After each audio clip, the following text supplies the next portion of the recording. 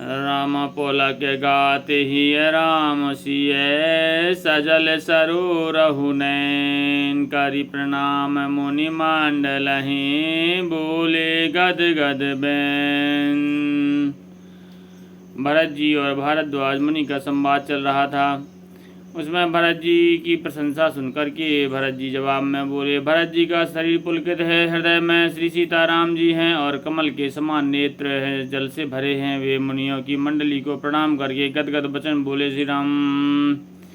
मुनि समाज अरु तीरथ राजू, साचहु सपथ अघाय अकाजू। यही तल जो किछु कहे बनाई, यही समय अधिक न अग अधमाई।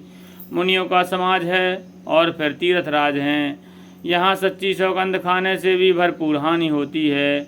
इस स्थान में यदि कुछ बनाकर कहा जाए तो इसके समान कोई बड़ा पाप और नीचता ना होगी।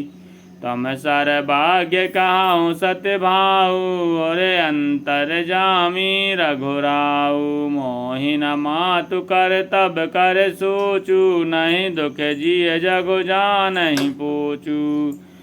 मैं सच्चे भाव से कहता हूँ, आप सर्वज्ञ हों और श्री रघुनाथ जी हृदय के भरत जी की जानने वाले हैं।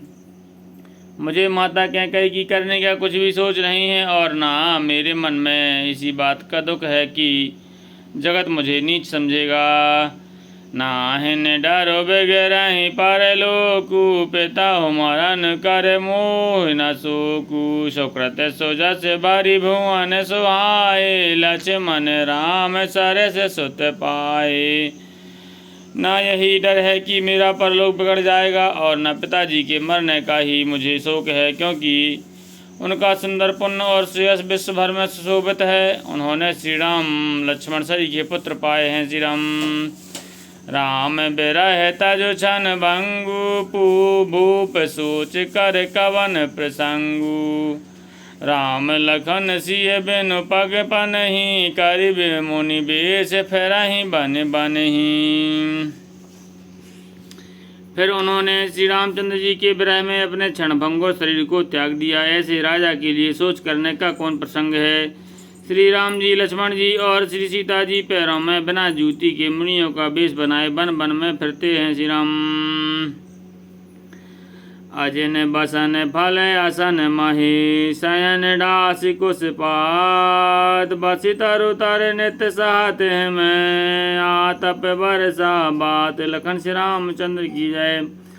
वे बलकल वस्त्र पहनते हैं, फलों का भोजन करते हैं, पृथ्वी पर कुश और पत्ते बिछाकर सोते हैं और वृक्ष के नीचे निवास करके नित्य सर्दी गर्मी वर्षा और हवा सहते हैं। श्री राम। यही दुख दाह दहाए दिन छाती, भूख न बासर नींद न राती। यही कुरोग करयो साधु नाही, शोधयो सकल वैश्य मन माही।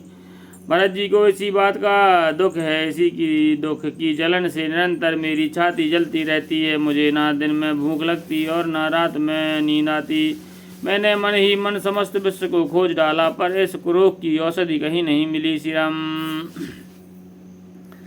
मातु कुमत बड़ई अघमूला, तई हमारे हित कीन बसूला। काठे काली को काठ कर कीन कुजंत्रु, गाढ़े अवधि पड़े कठिन सुमंत्रु। माता का कुमत पापों का मूल बढ़ई है।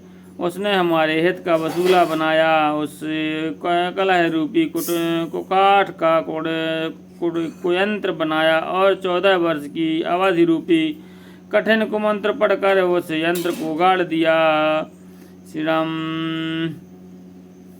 मोहि लागे यह को ठाटू ते ठाटा, घाल से सब जगु बारहि बाटा। मिटई कुजोग राम फिर आए, बसई अवध नहीं आने पाए। मेरे लिए उसने यह सारा कुठाट रचा और सारी जगत को 12 बाट करके नष्ट कर डाला। यह कुयोग श्री रामचंद्र जी के लौट आने पर ही मिट सकता है और तभी अयोध्या बच सकती है, दूसरे किसी उपाय से नहीं। श्री राम।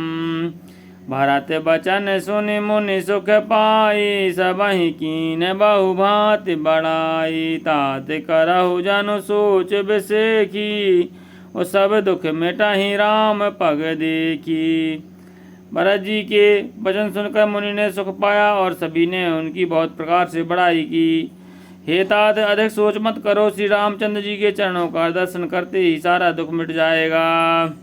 करि प्रबोध मुनि बर कहो, अतिथि प्रेम प्रिय हो, कंद मूल फल भूल हमें देहि ले करि छोहु। लखन श्री रामचंद्र की जय। इस प्रकार मुनि श्रेष्ठ भारद्वाज जी ने उनका समाधान करके कहा, अब आप लोग हमारे प्रेम प्रिय अतिथि बनिए और कृपा करके कंद मूल फल और कुछ फूल और जो कुछ हम दें स्वीकार कीजिए। श्री राम। सुनि मुनि बचन भरत ही सोचु, भयउ कु अवसर कठिन संकोचु। जानि गरौ गरई गुरु गिरा बहोरी, चरण बांध बोले कर जोरी। मुनि के वचन सुनकर भरत के हृदय में सोच हुआ कि यह बेमो के बड़ा बेढब संकोच आ पड़ा। फिर गुरुजनों की वाणी को महत्वपूर्ण समझकर चरणों की वंदना कर हाथ जोड़कर बोले, सिर धरिया यश करे तुम्हारा, परम धर्म यह नाथ हमारा। भरत बचन मुनि बर मन भाए, सुचि सेवक शिष्य निकट बुलाए। हे नाथ, आपकी आज्ञा को सिर चढ़ाकर उसका पालन करना यह हमारा परम धर्म है। भरत जी के यह वचन मुनि श्रेष्ठ के मन को अच्छे लगे। उन्होंने विश्वास पात्र सेवकों और शिष्यों को पास बुलाया। श्री राम। चाहे कीन भरत पहुनाई, कांद मूल फल आनहु जाई। भले नाथ कहे तिन सिर नाये, प्रमुदत निज निज काज सिधाए। भरत जी की पहुनाई करनी चाहिए, जाकर कंद मूल फल ले आओ। उन्होंने कहा, हे नाथ, बहुत अच्छा कहकर सिर नमाया और तब भी बड़े आनंदित होकर अपने अपने काम को चल दिए। मुनि ही सोच पाहुन बड़ न्योता, तसि पूजा चाहे जस देवता। सुन रिधि सिद्ध अनिमाद के आई, आयस हुई सुकरहि गोसाई। मुनि को चिंता हुई कि हमने बहुत बड़े मेहमान को न्योता है, अब जैसा देवता हो वैसा ही उसकी पूजा होनी चाहिए। यह सुनकर रिद्धियाँ और मणिमादि सिद्धियाँ आ गईं। हे गोसाई, जो आपकी आज्ञा हो सो हम करें। श्री राम। राम बिरह व्याकुल भरत, सानुज सहित समाज। पाहुनाई कर हरहु श्रम, कहा मुदित मुनिराज। लखन श्री रामचंद्र की जय। पवन सुत हनुमान की जय। गोसाई तुलसीदास की जय। उमापति महादेव की जय। बोल भाई सब संतन की जय।